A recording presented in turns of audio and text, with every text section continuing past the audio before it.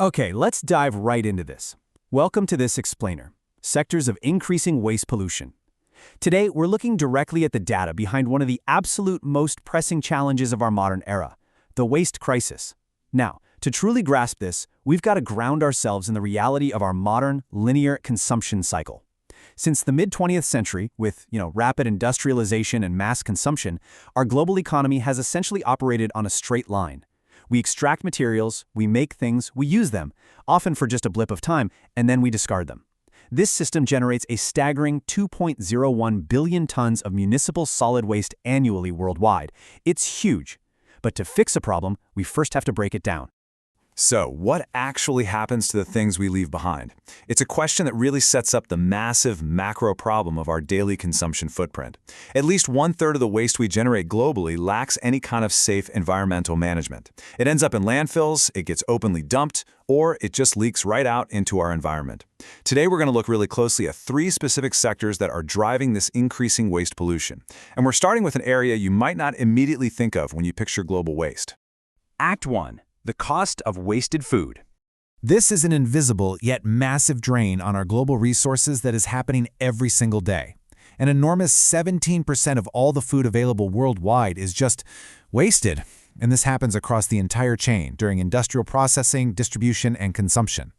To break it down even further, around 931 million tons of food go to waste annually. 61% of this comes straight from our own households, 26% from food service, and 13% from retail. To help you visualize that, research tells us it's the weight equivalent of 23 million fully loaded 40-ton trucks every single year. That's just mind-boggling. And when we throw away that much food, we're throwing away an immense amount of money. This wasted food translates to a staggering $750 billion in economic losses annually. $750 billion. It's an incredible inefficiency in our current food system, and it affects all countries, totally regardless of their wealth. And what's really interesting here is, it's not just the physical food or the financial capital we lose, right? It's the natural resources that went into growing it. Agricultural food production uses an immense volume of water. Estimations indicate that global food waste is responsible for wasting nearly 250 cubic kilometers of water. We are literally depleting our environment, generating avoidable greenhouse gas emissions, and creating intense pressure on land and water. And for what? For food that nobody actually eats. But of course, food is organic. Eventually, it does decompose. So where does all the non-organic waste go? What happens when we shift from the macroeconomy of agricultural loss to the industrial permanence of materials that literally don't just go away? Act 2.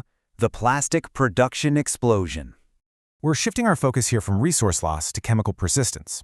Unchecked scaling in this sector has essentially created a biological invasion.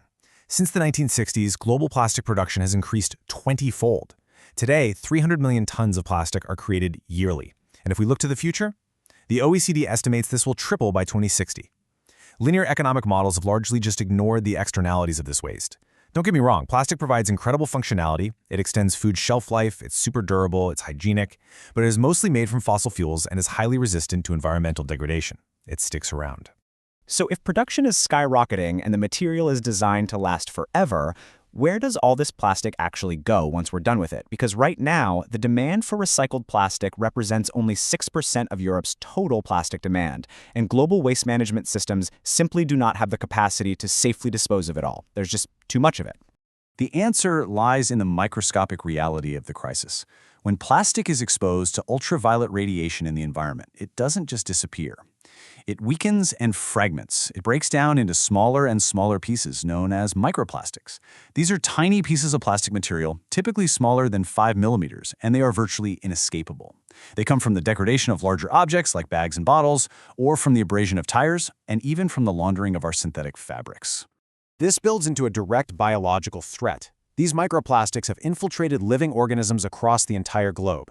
They're notoriously mistaken for food by marine life. In fact, a 2015 study found evidence of 44,000 animals becoming entangled in or swallowing plastic debris. But it's not just out in the oceans.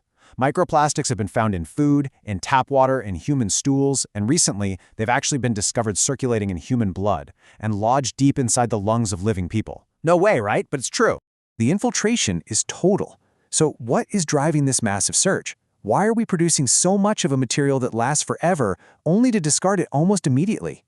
The answer is likely sitting right there in your kitchen pantry or your grocery bags. Act 3. The single-use packaging trap.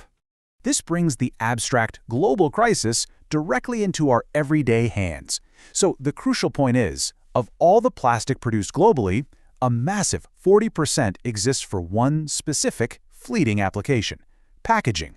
And when we zoom in on that 40%, we reveal the true engine of our throwaway culture. A staggering 98% of that plastic packaging is single-use.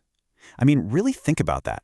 We extract fossil fuels, manufacture a highly durable synthetic polymer, ship it all around the world, and then we use it for a few minutes. In fact, research shows that the average working life of a plastic bag is just 12 minutes before it's discarded. Globally, we use 1 million plastic bags every single minute, and only 1% of them are recycled. Redesigning our future. Look, we don't have to be trapped in this cycle. We can pivot from a linear system of throwing things away to creating circular systems. There is an urgent need to redesign how products are delivered and design out waste entirely. We literally cannot just recycle our way out of this. Achieving our climate ambitions in the packaging sector requires moving from single-use to reusable packaging systems, eliminating unnecessary packaging altogether, and investing heavily in innovation. If a product absolutely requires packaging, it must be contained within a circular business model, where it's reclaimed, reused, and continuously looped back into the economy as a technical or biological material. Transitioning to this circular economy relies on robust policies, extended producer responsibility, and significant investments in new technologies like AI-driven waste sorting. But it also relies heavily on consumer behavior. As we've seen through the data on food, plastics, and packaging, every single discarded item has a hidden, monumental cost. So knowing the true lifespan of what you buy and the resources it took to get to your hands, how will you change your consumption habits tomorrow? Thank you so much for joining me for this explainer. I really hope this helps you see our daily materials in a completely new light.